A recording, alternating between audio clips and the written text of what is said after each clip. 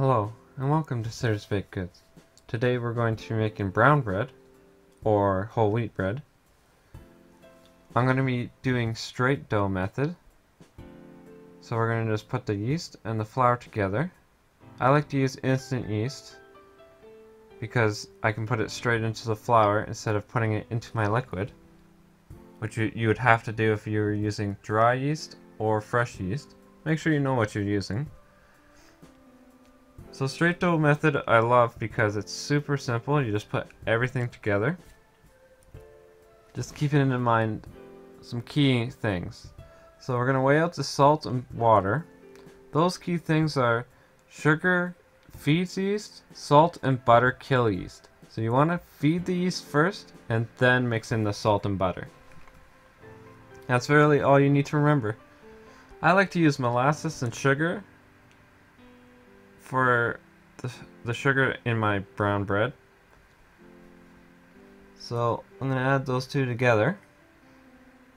There we go. And I'm going to measure out my butter. Perfect. Just enough. Mix these up now. Make sure it's nice and dissolved. Make sure your water's room temperature.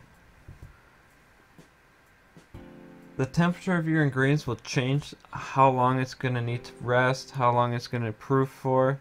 So just keep that in mind. If it's cold, it's going to take longer. If it's hot, it's going to take shorter. So if you're good at working quickly, you can use hotter water, but don't use too hot because you could kill the yeast with it.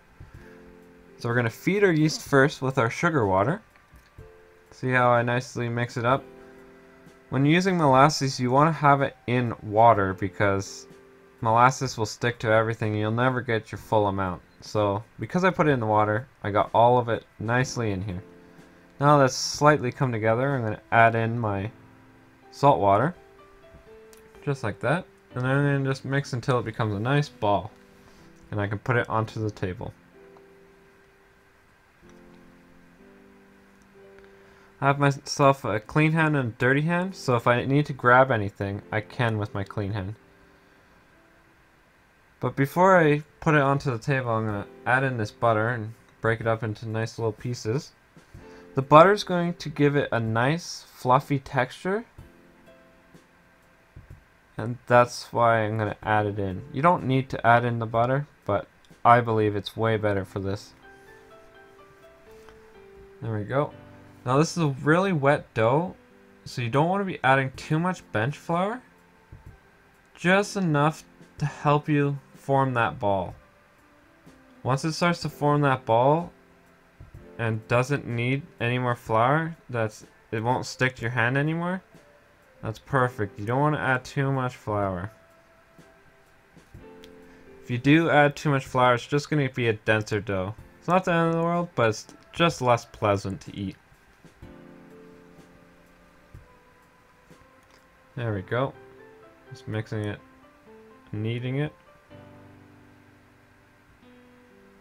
till it's nice form ball. Now we're gonna knead it until it bounces back. But this is how we're gonna knead. So I'm just pulling it out, folding it in, pulling it out, folding it in, and then pushing it out with my wrist. I'm not pushing too hard till it rips, so don't go crazy and go pushing it too hard. We don't want it ripping because that's ruining all that gluten you're trying to knead into it. So you want to keep kneading until it bounces back. That's when you know that your gluten is nice and strong and will hold its shape. The gluten is the strength of the bread, so make sure it's nice and beautiful. There we go. If you look closely, you can see it bouncing back. Just like that. Then we're going to cover this and let it double in size. So this could take an hour, half an hour, hour and a half, depending on how cold or hot your ingredients are. So once it's double in size, that's when you want to come back to this. So now it's double in size.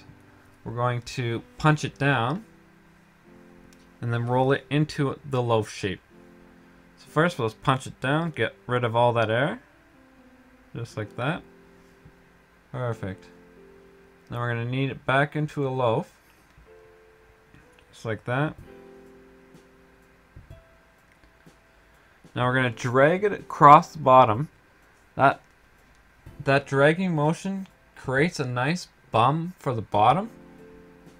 And it makes the top a lot tighter and makes that beautiful crust on the top. So now that we got that nice loaf shape, we're going to put it into our loaf pan and punch it into all the corners till it's nice and like that. Again, I didn't like the size of this, so I will be adjusting the recipe to be about 1/4 times bigger. We're going to put the oven on 400 degrees.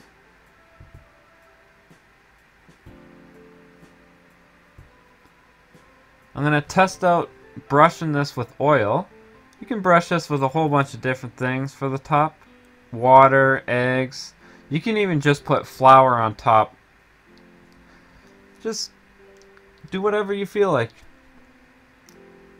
Experiment. It's not the end of the world if it messes up. It's more important to have fun. So we're going to bake this for 30 minutes. I like to have a pan with some water in it to steam up the oven.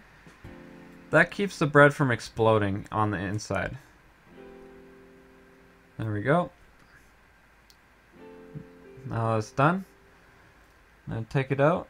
And to test if your dough is done, we're going to knock on the bottom of the dough, and if it sounds hollow, then you know it's done. If it sounds off and doesn't sound hollow, it needs a bit more time. It's a bit doughy in the center, and that's why it's making that sound. So, sounds nice and hollow.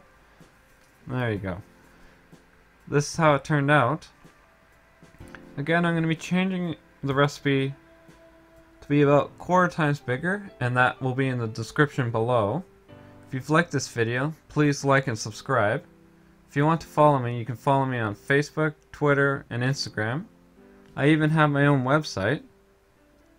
Thank you, and have a nice day.